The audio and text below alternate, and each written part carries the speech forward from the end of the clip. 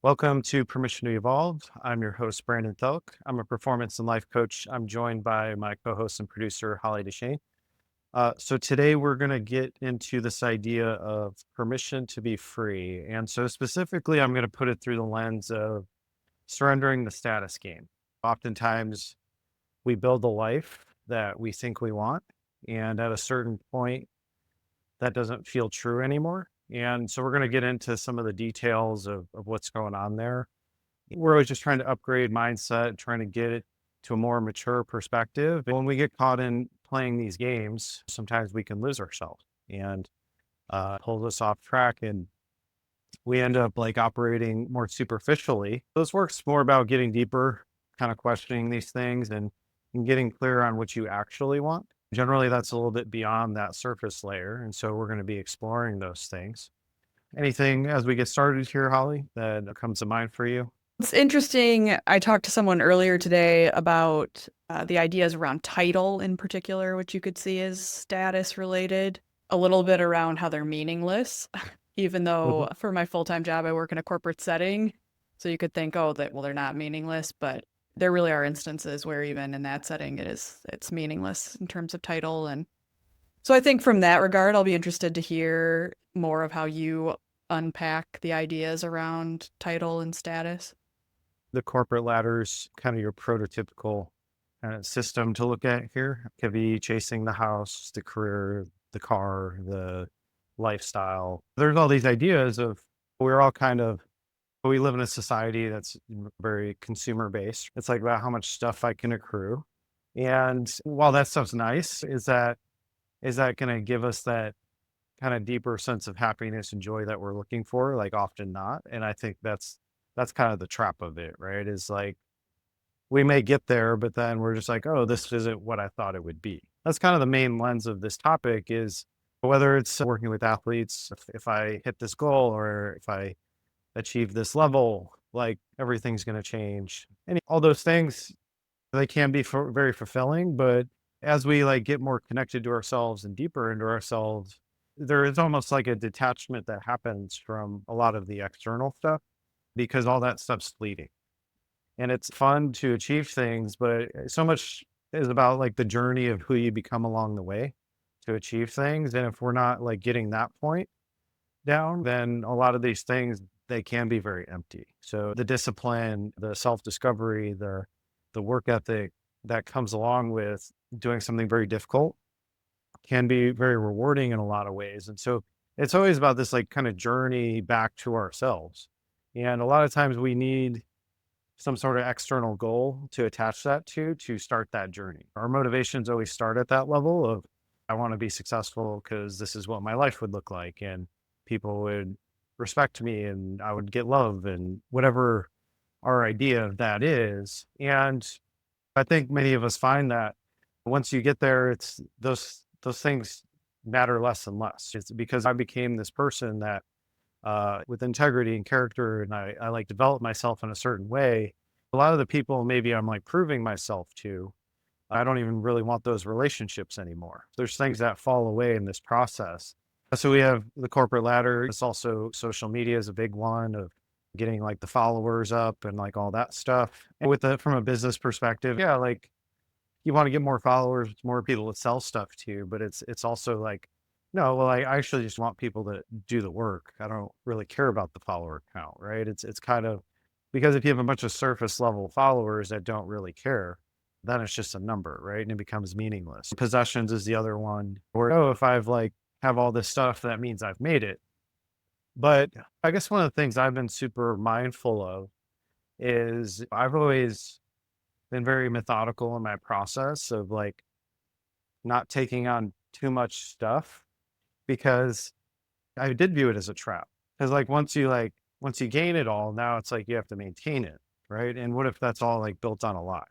So that's like a difficult thing where many people, when I have like the mortgage and the family and like all these things, and it's just like if I didn't make conscious choices about that stuff, there's gonna be part of me that's like unfulfilled and unhappy because I wasn't like an active participant in that decision making process. I just kind of was driven by these insecurities or these things to prove my worth, which is all external validation. So we're always trying to get back to internally validating ourselves and getting more connected to what we really want. It's this comparison game, right? It's like we're all kind of taught that we should want certain things. And if somebody else is further along, then that makes us feel bad about ourselves. And even if we start at different points, we all kind of feel like we're on similar levels. And so that's the thing is it's like anything you're going to build takes a lot of time, energy, and effort. And we got to have some good reasons behind that. It can't just be like, I want these things because then it's gonna fulfill me inside. Because generally it's like we have to do that piece ourselves. And then these other things are just extensions of that, of our worthiness and our deserving. It is a game. And before we got on today, I mentioned Alan Watts again. And so I've been listening to him recently. And this is he talks about this idea of like kind of being two people. You don't like give up everything, but it's like basically if you develop like kind of this like spiritual or purpose driven core, you have this thing that's like self sustaining that can't be taken away. But then you can also participate in the other things, but it's like from a detached place where that's not what's assigning your value to you. So it's like it's not about what I'm showing people that determines my worth. It's like I've already kind of built that internally. And so from that place I can play the game in a more leveraged way where I'm not like dependent on the external validation. I had a call earlier today with an athlete and that's what we've talked about is this ability to kind of go off into the woods and do the hard work to really connect with yourself and everything starts to sprout from that. That's the work that most people are terrified to do is coming at it from that clean place of like, I'm just doing this because I enjoy it. I'm doing this because I love it, not I'm doing it to get the spotlight or the praise or whatever that is. So it's kind of reverse engineering it a little bit to get back to the basics first and then building from the solid foundation where I'm less dependent on these external things. And that's the thing. So like I said, if you like take on all these responsibilities and too many commitments early on and you're not fully on board with them, that's how you end up in a life that you're unhappy with. And it could be like a midlife crisis type situation, right? Where I'm in this life that no longer fits and I just want to burn it all down or something. So those ideas of it wasn't conscious, intentional thought going into building that. It was just like I'm chasing things. And so as I get more and more now, it's that having to maintain everything might not feel true anymore. And so there's this disconnect going on of like, I thought these things were going to make me happy and then they didn't. And now what do I do with that? That can kind of be a trap. And the more we do that, the more it can feel like there's no other option but to just keep it going. And so we might just be on autopilot, kind of skating through life there where it's like I'm just kind of working to maintain this life I've built that isn't even true for me, but also I feel trapped by it. So that can create a lot of unhappiness and depression and things like that. Ultimately, it's this disconnection from self. That's all we're always talking about is with permission to evolve. The past led up to certain motivations, and generally those are built on pain and not feeling good enough. And anything you're building from that place, if we don't realign it, that's going to be that end result is it's going to be mixed in with that. Right. And so that might feel more and more intense over time where we just feel like we can't do it anymore. And so that's why it's important to continuously be updating our mindset, continuously connecting deeper to what we actually want. And that includes relationships. If we think about like high school mindset, it's like this popularity contest, right? But is there like true friends in there? And if there is, like that's who we want to connect with. It's not really about the numbers game. It's not about the popularity. As we move along, we want the relationships that are sustainable and that we can like be our truest selves in them and be authentic. And those are the ones that actually carry with us, right? We can have friendships that last a lifetime. Oftentimes, like at those earlier stages, it is just more about a numbers game. And you see a lot of this with, I would say, like people that get married in their 20s. It's about like having the big wedding party, and there's like all these people that you might not even like care that much about, but it's more you're still in that popularity game mindset. And so these are just kind of manifestations of this, of like, it's more to be based on appearances and what things look like rather than what's true for me. And we just want to be conscious of what we're building. A lot of these things, the further along we get in life, they do fall away for very natural reasons. But there are people that really struggle in those transitions because they're clinging to the past. They're wanting to bring all this stuff forward based on appearances rather than what's true for me. I was just trying not to give you a hard time about getting married in my 20s and what you appear to think that means. Well, these are generalities, right? It's not. I'm just saying. You have a lot of these relationships where, yeah, people move forward with things before they really know who they are, and it can work. And those are, I would say, generally those are exceptions where couples that grow together throughout their entire life. But then also, I think there's like premature commitments of committing to things before you're ready, before you fully know yourself, and then maybe as you go down the line, that's not what you thought it was. I recently saw a video, I forgot who it was, but yeah, they were talking about premature commitment with career too. I'm going to go to school to be a lawyer. Once you like get down that line, you're just like, oh, this wasn't what I thought it was, and that would be like more of a status career. Now I'm in it, and but so heavily invested in it that I have Yeah. to continue this track, and it doesn't feel true for me anymore. But I guess I might as well do it. So that's kind of the line of thinking we're talking about here, and there are no judgments on any situations. It's just kind of like we're doing the best we can with what we know at any moment. I teach a long term mindset. I teach about trying to get clear on yourself, and then that gives us more accurate things to shoot for that are going to sustain me and that are actually in alignment with me rather than just kind of more of that reactionary. These are the things I'm supposed to want. These are the things I'm supposed to do. So there's every different version, and in every case, they can work. It just, it eventually takes conscious work no matter what. It's Sure. like as we hit the struggles, as we hit the roadblocks, how do I adjust this to be up to speed with who I am now? Because if it stays in its current form forever, that's where the unhappiness starts to come from, is because I feel like I'm stuck in the past, even though I've expanded a lot. I feel like my relationship or my career or the things around me like aren't mirroring that back to me. And so I feel like I'm having to play a role that has left me in the past. As you're talking through some of that, the other thing I was thinking about was, so I recently saw a video of an elder millennial, and I fit that description, Mhm. where he was talking about all the things that we were taught. There was a lot of things, so we were making all of these choices and being told all these things. I remember when I'm at the point of having to choose what I'm going to do with my life and being told, well, pick something that's stable, that pays well, and then that's how you're going to be able to do the fun things you want to do. I had that on one side, and then I had my hippie mother being, no, chase your dreams and go do the thing you really want to do. But the sort of like push pull between those, you can be anything, but no, pick the stable, safe thing. And how that gets to the point you mentioned a midlife crisis, but you get to this point where you're like, shit, everything they told me was wrong. And now I have to unlearn all of it. My view is life should be a continuous unlearning because with every experience, you have new data to pull from of, okay, based on this new feedback, like these things don't really feel true for me anymore. So I have to let those go. And so that is a kind of a deprogramming. That bridge from high school to college, I think, is like a major one where there's a lot of expectations like placed on people so young that you have no idea who you are. You've never been outside the house, like all that stuff. And it's just now you got to make like major life decisions. And I think a lot of people get lost in that process because I had a similar experience where my dad was like the stable thing. And then my mom was like, chase your dreams. And that sounded a lot more fun to me. That's why I did that.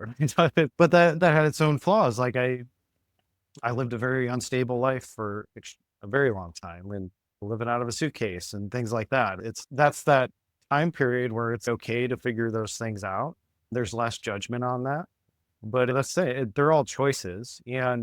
But then you have people that went to stability right away. I'm like, okay, they're further along at certain benchmarks in their life. That seems desirable to me now. I think it's just like you have to go what seems like the best fit for you in each moment and also have this freedom to change your mind, this freedom to be like, yeah, this doesn't quite fit anymore. What adjustments can I make?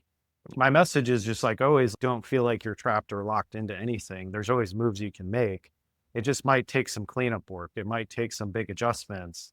I think we all owe that to ourselves to be able to pursue the things that are meaningful to us because that's what's going to actually increase the quality of our life. And that might mean the exact opposite of status, right? That might mean, oh, I had the big job and I had all this stuff, and now I just want something simpler. So I might downsize. I might start to cut away the excess. And that might be freeing, because that's what we're talking about, is like, how do you free yourself up? These initial steps, like earlier in life, a lot of times I feel like we feel trapped in them and that there's no way out once we've built them.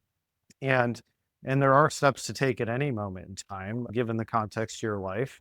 It might not be something dramatic, but we might need to find pockets to find some freedom. That's the thing, is it's just kind of knowing that, once again, your mood, like how you feel on a daily basis, the things you're telling yourself, if that's in a bad place, there's probably going to be some adjustments that need to be made. And that's probably going to mean challenging some of the things that were programmed, some of the things that you believed about life. We might have to question that stuff, and we might have to realign the pieces in order for things to feel better for you. Because a lot of these things, like the further down the road you get, the less it feels like you have options. You always do have options. It just might take some work.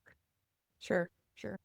All these things, they come at a cost. It's this anxiety of, once again, I need to maintain all these things. I can't I can't shift gears here, because now that, what's that going to mean if I have to maintain all this stuff?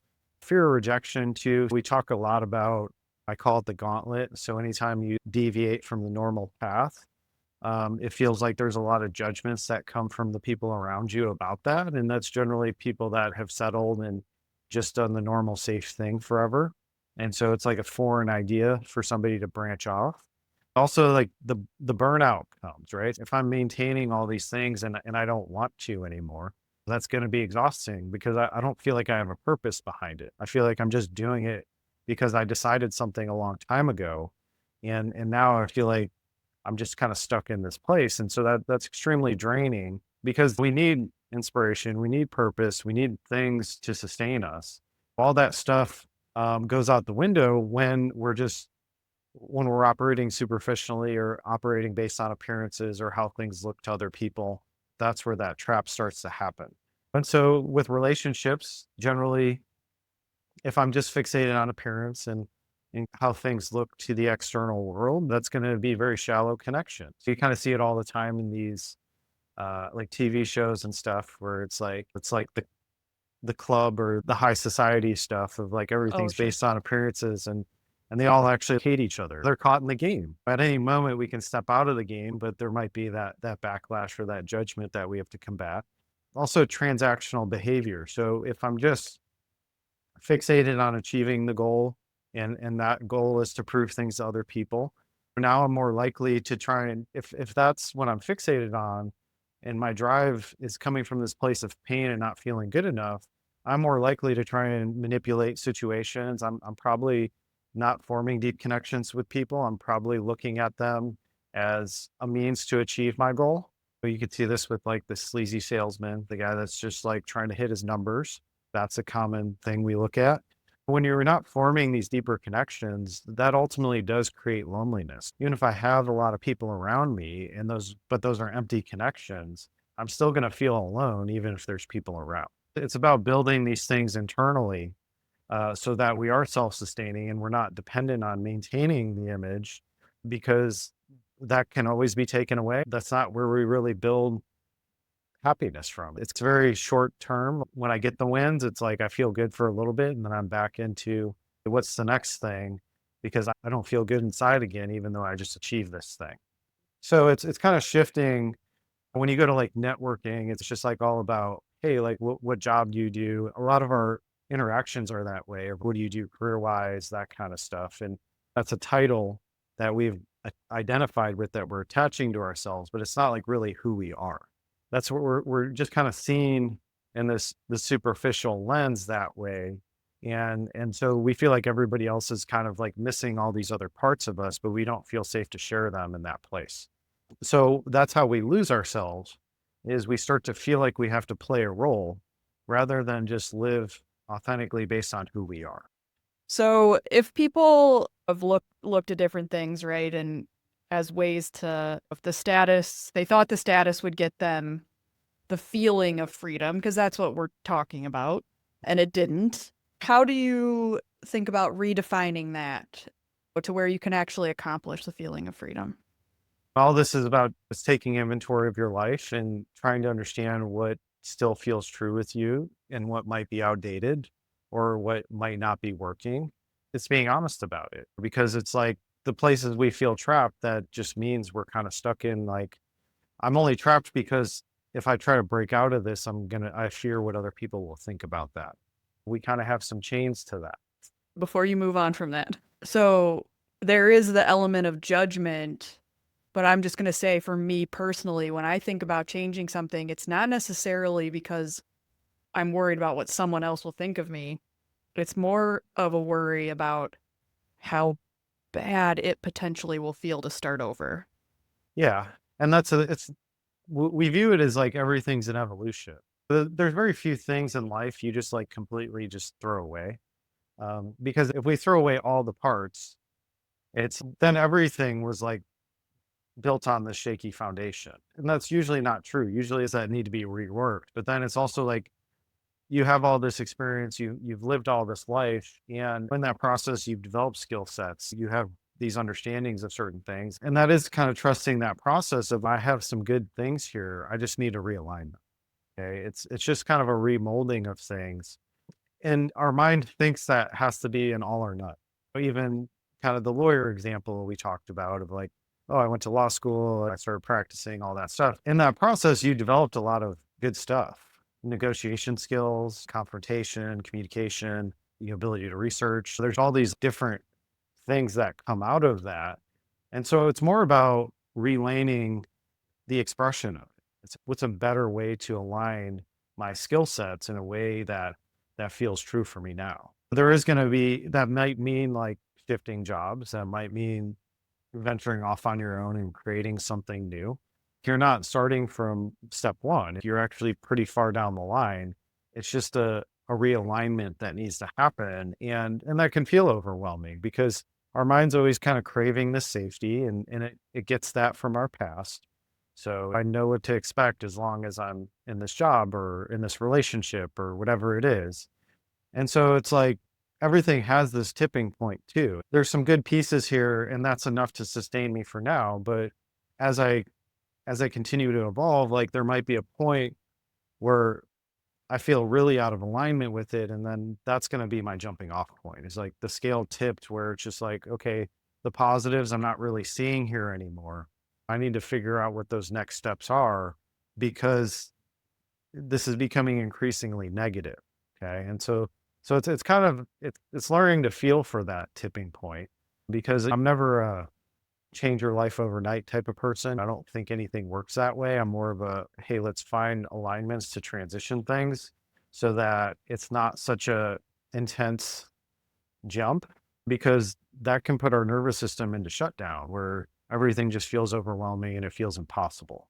And so that might not be productive, but it's kind of having the forethought to see things coming and be developing skill sets that are going to be integrated into this realignment. And so I think that is engaging the creative side of the brain again, because when we're kind of existing in a system, that side can shut down, right? Because it's, oh, I'm just going through the motions. I know what to do each day. I have my habits. But when I'm starting to branch out of that, now I'm like implementing like uncertainty into the system where I'm like questioning things. I'm trying to look at it differently. That's where we kind of need to open up that side of the brain where we start to see the situation differently and we start looking for the opportunities and we try to find the areas that create excitement for us because that's the drive, that's the nudge that's going to give us things to work with. If I'm excited about something, that's not really work to me. I'm engaged in that process and that's going to help push me forward where I just have to keep following those steps until it leads me down the road where the transition seems pretty obvious. And there's every different variation of these things. Oftentimes you see people stay in relationships way past their expiration date because of this fear of, oh, I have to like start over again. Well, I view like everything you've ever lived as like a potential learning experience. And there's things happening in that, whether you're aware of them or not. And so it's really just about taking a step back and taking a deeper look at these things and being like, well, yeah, this relationship really helped me gain clarity on what I actually want. And I sacrificed myself a lot to be in this relationship. So I don't want to do that moving forward. What would that look like? How do I need to show up differently? And so you start asking these deeper questions to, and at the end of it, we're going to need some sort of courage. And so we build that up over time to be, I'm ready to take these steps because I hit that tipping point where I feel like this is what I have to do. That pull is stronger than the fear of what could go wrong, or yeah, I'm starting at ground zero again, all those things. That's just the mind trying to trick us into staying in the same place. It's trying to create the safety, it's trying to lock us into that so that we don't take the steps towards uncertainty. And when we step into the uncertainty, that is going to cause some stress, but then that is also what engages and wakes up that side of the brain. That is a little bit of, I need to be the dreamer again. I need to be in this place of what's possible. What am I not seeing here? I need to be able to envision a brighter future. We talk about that a lot here. Am I more attached to my past, the pain of the past, or am I more committed to the brighter future? And so that's, we just keep working it until we can shift into that mode of, I'm more curious about seeing what's coming for me rather than what's been. Sure, makes sense. This idea of creating freedom, well, yeah, where do I feel trapped? That's a good place to start. And if I feel trapped somewhere, what adjustments can I make? How can I see that differently? How can I see possibility again? There's the aspect of when you have kids, obviously you have to raise the kids. A lot of people struggle with that adjustment of, oh, I used to be able to do whatever I want. And now I have this responsibility on my plate. That's a struggle. But it's like when we wrestle with things, that's where we start to see the opportunities. And given the circumstances I'm in right now, where can I create more freedom around them? And so that's going to be me seeing the situation differently, being resourceful, trying to figure out new ways of working it in order for me to kind of have that freedom start to wake up again. Because if I just feel stuck and there's nowhere to go, my options all seem bad from that place. That's where we're going to see like hopelessness and depression and things like that set in. I'm always talking about, let's just ask deeper questions because we all have this default we've been operating from, and we're all told to want the same things and that we should go about that in a similar manner. And while that might be okay for most people, if that's not doing it for me, like that's where I generally shift to this type of work or this type of thinking and, well, I'm tired of feeling this way. What's something I can do differently?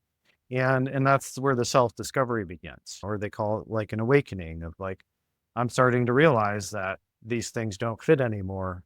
And once you kind of start to see it, like you can't stop seeing it, right? That's what awareness is. Once I know that I can create something different, now I kind of owe it to myself to do that work, because once there's that expansion going on, if I don't move with it, not only am I going to feel feel bad, I'm actually going to feel worse. Okay, because now I have an awareness that things can be different. We have to have the courage to take some small steps and start to explore. And that can look a variety of different ways. It's just more about you getting clear on what that is for you, what that means for you.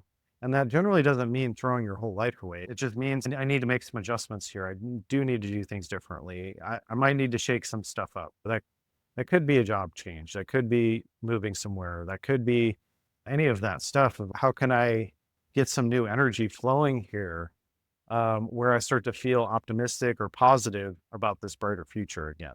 Because if we don't have that, then every move we make is going to seem very difficult, and it's also not going to have a purpose behind it. So we want to find some areas where we can have some choice in the areas that we feel stuck. We want to look for some opportunities. We have to be willing to take new steps, and that is going to create anxiety. That is going to create doubt, worries, things like that. Fears are going to start to surface in that process, and we just want to sit with that stuff and we want to explore it. Where did this come from? And it's going to be because somebody told you that you need to live your life this way, and you're like fearing their judgment. That's generally what this stuff's about. And so once you start to see it, because we all have these like childish aspects of ourselves that we're taught all these things. That's why it's an unlearning. Is this still true for me? Do I still have to answer to all these people in my life, or do I actually have freedom, but I'm like acting like I don't? All right. So these are all like good questions to ask yourself. Is this mindset about now, or is it my mindset when I was like 5 years old? Because a lot of times we're stuck in that mindset, fearing the judgment of our parents or friends or whoever's around us. And yeah, that's a prison. Okay. That's where we're not free, is where we're worried about those things. And so those all just stem back to beliefs.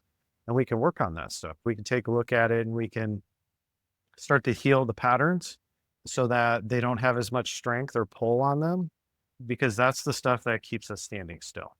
So whether it's somebody that, has a big job and then they decide they don't want it and they simplify, that might look crazy to a lot of people around. Also with athletes, so people at the top of their game that like retire and just walk away from it. They're probably tired of being in the spotlight. That's not true for them. That may have served them for a certain point, but now it's like, yeah, I don't the external validation isn't really worth the life anymore. It doesn't always have to be like an upgrade in terms of making our life bigger. It could be, I'm going to make my life kind of more aligned with me, and that might make it smaller actually. So it's just giving yourself that freedom to explore these ideas and do what's right for you, because yeah, we're just trying to break out of that prison. We're trying to I built my life based on all these ideas and opinions that aren't coming from within me. They're things that were just told to me. And so when we do that work, we're realigning it with what's actually real.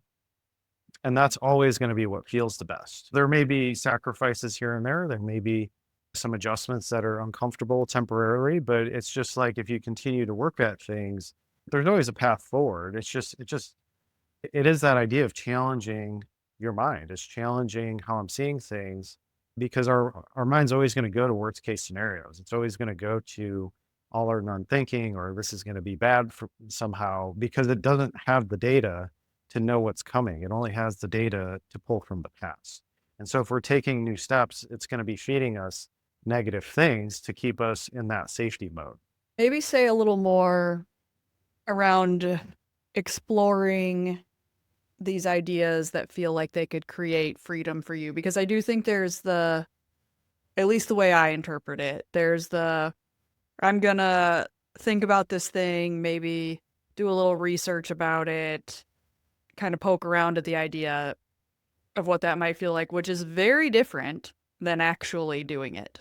But just like anything, we get our feet wet, and that is generally like the research stage. It's like I'm trying to familiarize myself with this. And then ultimately, it's going to lead up to a point where I am going to have to take some sort of action, right? Because if I just stay in that kind of the research or information gathering mode, my motivation behind that is going to continue to sink, right? Because it's like I had the excitement initially and I didn't follow that fully. And so that's going to the energy is going to start to be sucked out of it because I don't believe myself. I'm not acting in integrity because, like I said, I want this, but then I'm kind of playing around with it, but I'm not committing to it. So my own system doesn't believe me anymore. So it's actually going to start to feel worse if we don't take some actions behind it. And these don't have to be drastic. It doesn't have to be anything big. Part of exploring is I just need to create some space where I can have some like small wins and small failures, some mistakes I'm going to make, right? I need to put myself out there in a new way in order to try and integrate the information I'm learning. So in that exploration process, it is like testing things out. I'm going to try it on. I'm going to see what this looks like. I'm going to experiment with some actions, and those actions are going to bring feedback to me. That feedback is always going to be telling me adjustments I need to make. And anything in life, it's like you literally just have to stick with it. So that means that sometimes it's like a smooth, like we get some quick wins and now we're on our way. Some other times I hit some roadblocks, but it's like maybe I'm coming at it from the wrong angle and I need to make some adjustments. But if our mind's consumed with an idea, part of it, part of working that through is expressing that in some way. How can I just test some things out? How can I be playful with it? And we're taking expectation out of it. We're just allowing ourselves to get back into a playful mode. And in that playful mode, we're detaching from outcomes. Okay. So I need to detach from the outcomes because I'm just trying to experiment. I'm just trying to get some more data here to pull from. And so I need freedom to make mistakes. I need freedom to just not make it a big deal. Because if I make something a big deal too soon, now I'm killing it. That's why we keep the outcomes out of it in the beginning, because that's what kills dreams. It's just like, I need the result, and then I'll do the work. When no, it's like we do the work to get the result. And so that means continuous problem solving, continuous evolution. And it is just kind of working through the challenges. That's what's like developing you to get you to the next level.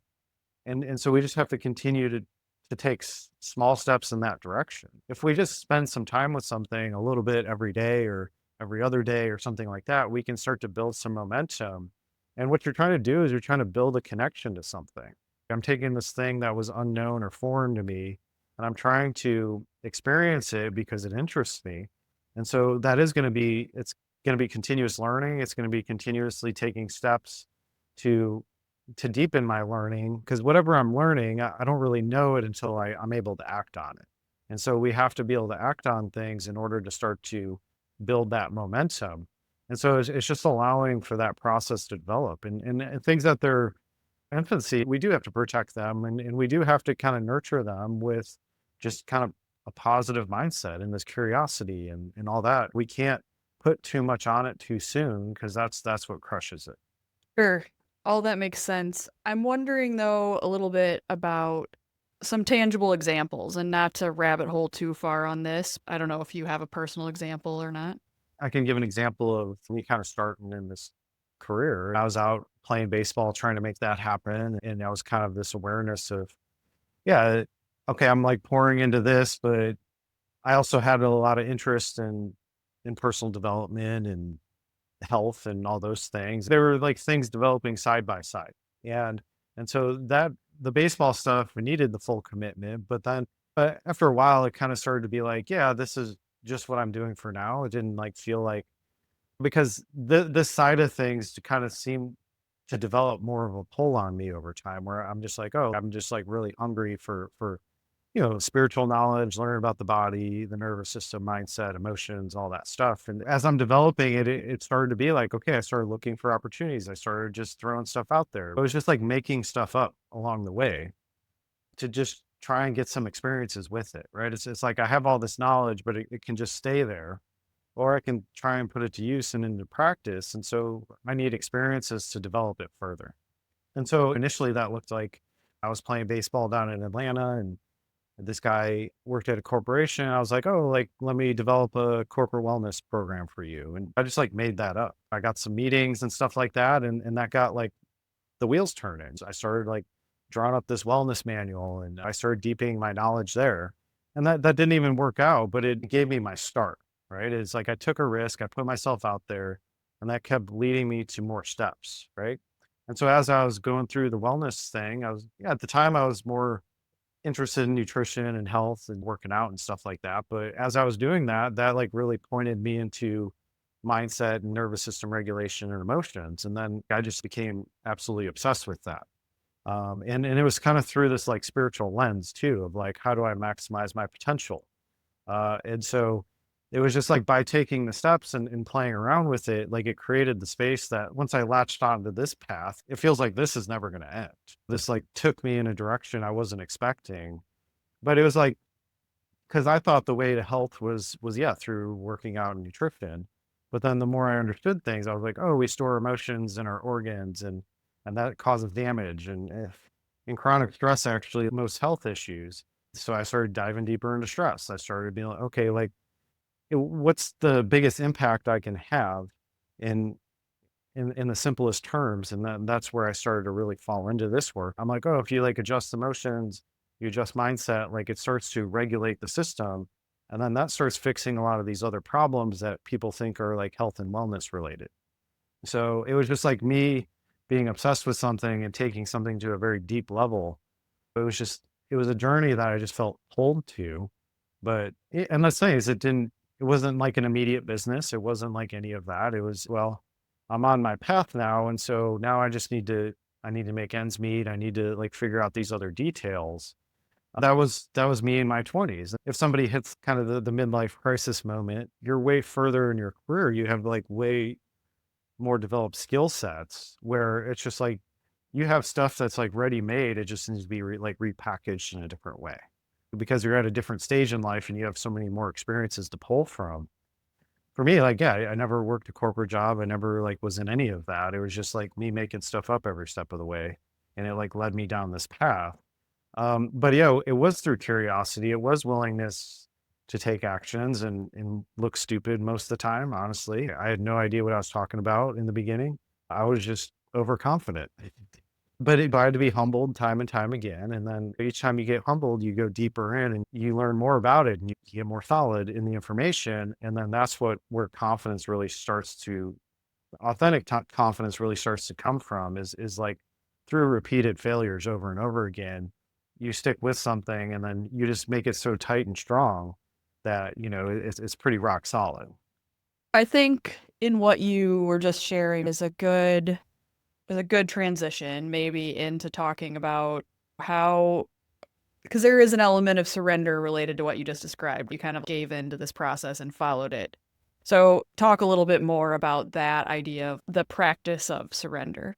This idea of surrender, it is that ties in with this idea of unlearning. It's like we have these ideas, we cling to them, we form beliefs around that, and that's what creates our operating system. It's this willingness to examine that stuff, question it, soften it, and then ultimately let it go and trust in the future, trust in what I'm building, trust in going in these new directions. Surrender it's this ability to be wrong. It's this ability to not be a finished product and to know that you're always evolving and changing. And if we can stay in alignment with where we're expanding to, like that's generally what's very fulfilling for us. When we're trying to surrender, first we need to create some awareness. We need to notice where do I feel like I'm not myself? Where do I feel like I'm stuck? Where do I feel like I have to perform or be somebody I'm not? Where do I feel like I'm maintaining things that don't really feel true for me anymore?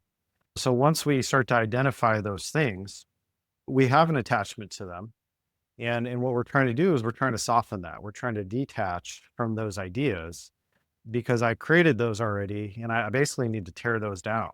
And we don't just drop them usually. It's usually I need to get my mind to feel safe and letting them go, especially if it's like a foundational belief. It's something I've carried with me for my entire life, right? So the detachment stage is we're just trying to loosen our grip. We're trying to let go of labels.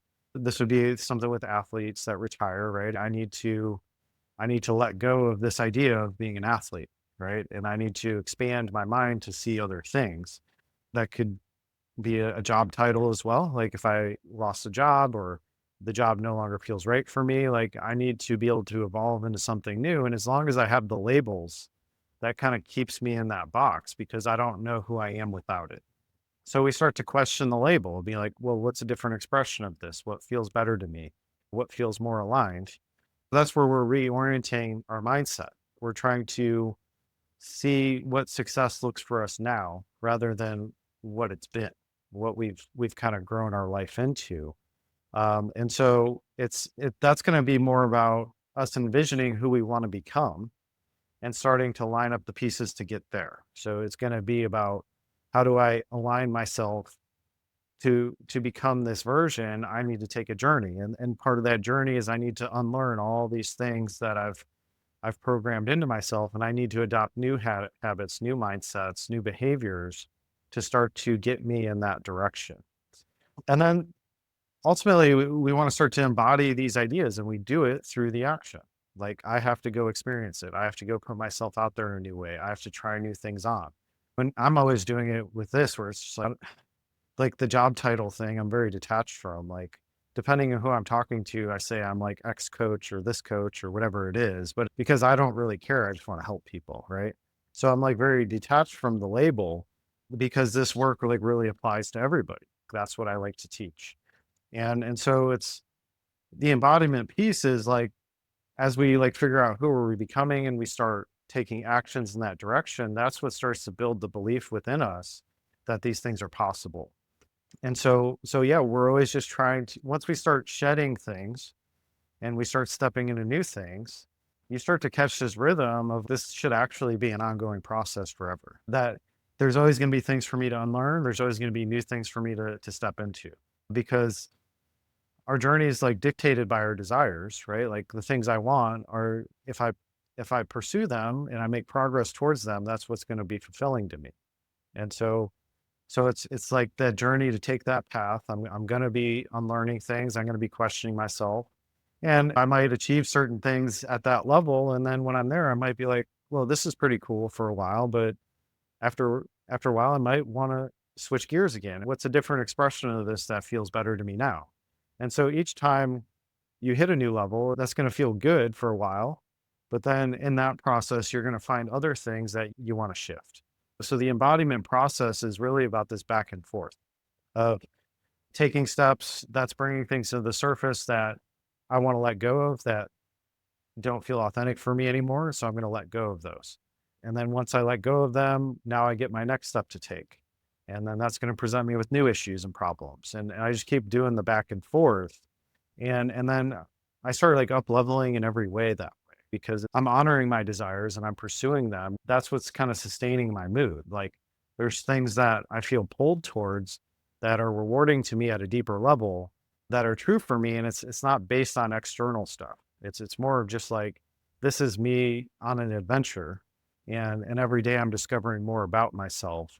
And that's really got nothing to do with anybody else. It's a self-sustaining path once you start to get on it, where but it always feels good to get complimented or have some sort of validation, but I don't know. It's also after a while, it's just, do I really value that person's opinion? Do they really know me? Like you start asking these other questions where it's just, it feels good to be appreciated, but then you're also like not, you're like in your own process. So it doesn't really have that much of an impact on you. And they say that, so a lot of these people that get it big on like social media or whatever, they're like, yeah, you just don't pay attention to the comments because you don't, if somebody gives you the praise, then that opens you up for them for the criticism as well. Right. So it's like you almost want to detach from it all. I'm just doing this because I want to.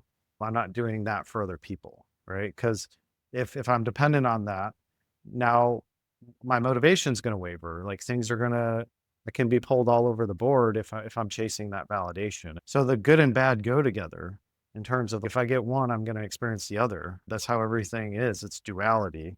If I depend on one, then the other one's going to affect me a lot. We're basically just trying to stabilize the path. And that's just about being authentic. And it's just this freedom to make adjustments every step of the way. There is no finished product. It's this continued evolution. And that's really what freedom is. I get to make new decisions every day. I just have to be willing to follow those. And then things continue to grow and expand from that. If we have listeners who are thinking about this sort of journey for themselves through freedom and the reflection, maybe they're having it while they're listening to us right now.